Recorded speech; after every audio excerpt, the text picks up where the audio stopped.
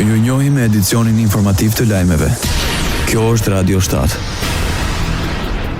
Kryeministri i Republikës Maqedonisë së Veriut Istra Mickoski deklaroi se shteti nuk ka kurfar sfidash në zinxhirin e furnizimit me naftë dhe derivate të naftës dhe se kemi karburantet më të lira në rajon, duke vlerësuar se me vajgur po furnizohen disa aeroporte nga rajoni krahas furnizimit që e bëjnë për qytetarët nga shtetet fshinje në pikat e karburantit në vendet kufitare. Nëse ndodh një sfidë e tillë të Mickoski, atëherë me kohë do të riorganizohemi dhe do të përgatisim një strategji të re. Ka sasi të mjaftueshme në rezervat shtetërore, por dhe në tubacionin që lidh portin e Selanikut me rafinerin Okta, e cila tashmë është funksionale dhe operative, deklaroi Istria Mickoski. Një nga liderët e koalicionit Vlen, Izet Mexhiti, thotë se koalicioni bashkëqeverisës vendosi standarde dhe vlera të reja në bllokun politik shqiptar dhe se nuk friksohen nga zgjedhjet e parakohshme parlamentare. Mexhiti paralajmëroi se nëse do të ndodhte kjo për BDI-n do të ishte fundi i tyre. Ky vit është i vetmi vit ku nuk do të ketë zgjedhje. Është hapësira e qeverisë që të realizojë programin që është premtuar dhe për momentin vlerësoi se nuk ka nevojë të mbahen zgjedhje të parakohshme, pasi kjo shumicë historikisht është më e madhe në kuvend, deklaroi Izet Mexhiti.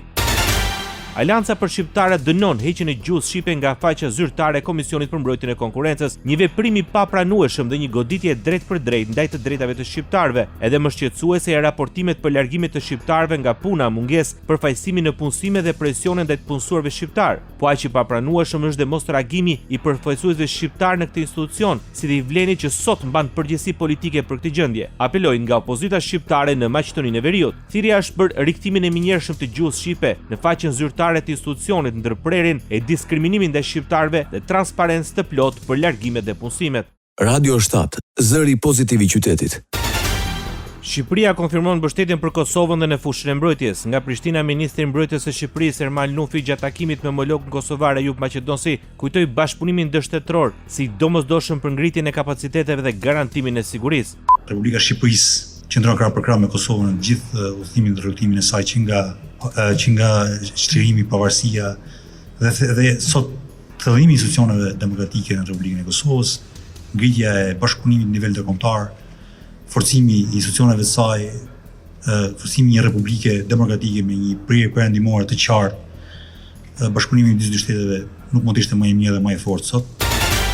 Ministri i mbrojtjes së Kosovës Ayub Maqedonsi pas takimit me homologën e tij nga Shqipëria Ermal Nufi deklaroi se u diskutua thellimi i bashkëpunimit veçanërisht për mundësitë e bashkëprodhimit.